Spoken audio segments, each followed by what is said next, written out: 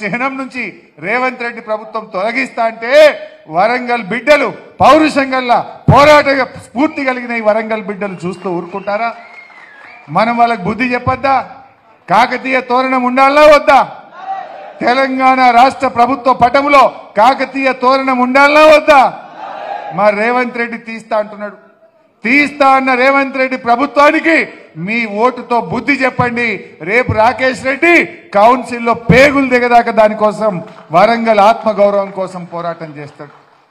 ఈ రకంగా ఆసుపత్రి కట్టే ఆసుపత్రి ఆపుతారు, కాకతీయ చిహ్నం తీసేస్తా అంటారు, గోదావరి నీళ్లు ఆంధ్రాకి తీసుకుపోతా అంటారు, గోదావరి నీళ్లు కర్ణాటకకు తమిళనాడుకు తీసుకుపోతా అంటారు. దీని మీద ఇవాళ మనం ఆలోచించాల్సినటువంటి అవసరం ఉంది. ఇవాళ నమ్మిండ్రు, ఒక్కసారి మార్పు మార్పు అన్నారు. ఏం మార్పు వచ్చిందే? కాంగ్రెస్ వాళ్ళు మార్పు కోసం ఓటేయమన్నారు, వచ్చింది మార్పు. రైతులకు 24 గంటల కరెంటు పోయి 14 గంటలు వచ్చింది. ఇవాళ పొద్దుగాల భూపాలపల్లి జిల్లా కమలాపూర్ గ్రామానికి పోయినా రైతులు చెప్తున్నారు, పోయినసారి కేసీఆర్ గవర్నమెంట్ ఉన్నప్పుడు 3 రోజులలో వడ్లు కొన్నారు సార్, 20 రోజులైనా వడ్లు అమ్ముడు పోతలేవు, తడిసిపోతున్నాయి అంటున్నారు. మార్పు వచ్చింది. మంచినీళ్లు ఇదివరకు రోజు వచ్చేది, ఇవాళ దినం తప్పించి దినం మంచినీళ్ళు వస్తున్నాయి.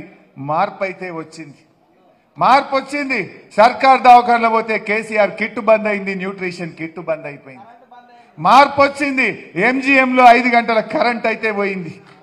నిన్న భువనగిరిలో కరెంటు పోయింది. మార్పు వచ్చింది. ఏం మార్పు తెచ్చింది? మార్పు అంటే ప్రజలకు మెరుగైన జీవితం కావాలి, మంచి పనులు చేయాలి. కానీ ఉన్నయి ఊడగొట్టుడే మార్పా? ఉన్నయి తీసేసుడే మార్పా? ఇవాళ దయచేసి మీరు అందరు కూడా ఆలోచించండి. అంటే కాంగ్రెస్ ప్రభుత్వం ఇవాళ ఎన్నో మాటలు చెప్పి ప్రజల్ని ఇవాళ మోసం చేస్తూ వచ్చింది. ఈ టైంలో మనకు కావాల్సింది ప్రశ్నించే గొంతు కావాలి. ఈ ఎన్నికల్లో కాంగ్రెస్ పార్టీ ఓడిపోయినంత మాత్రాన ఆ ప్రభుత్వం ఏం పడిపోదు. కానీ గెలిస్తే ఏమంటాడు?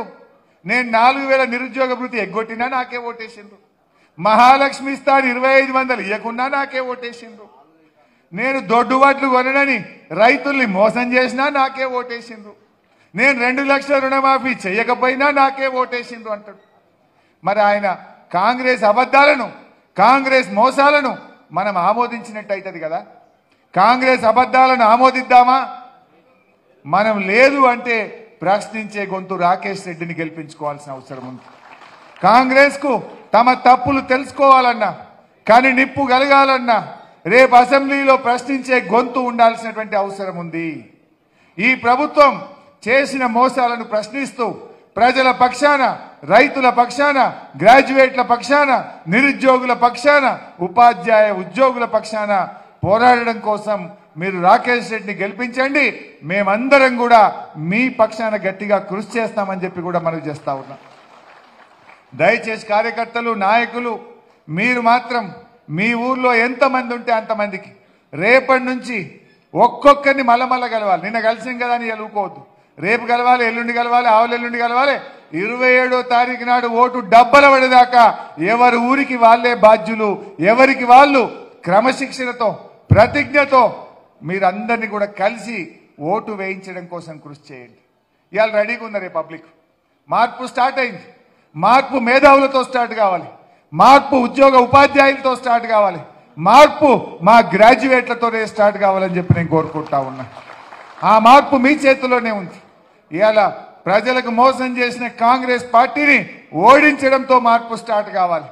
మాయ మాటల బీజేపీని మనం బుద్ధి చెప్పడంలో మార్పు స్టార్ట్ కావాలి. దయచేసి అందరు కూడా కష్టపడండి. ఇది మన సీట్.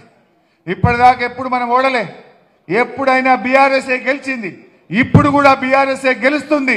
ఒక్క 4 రోజులు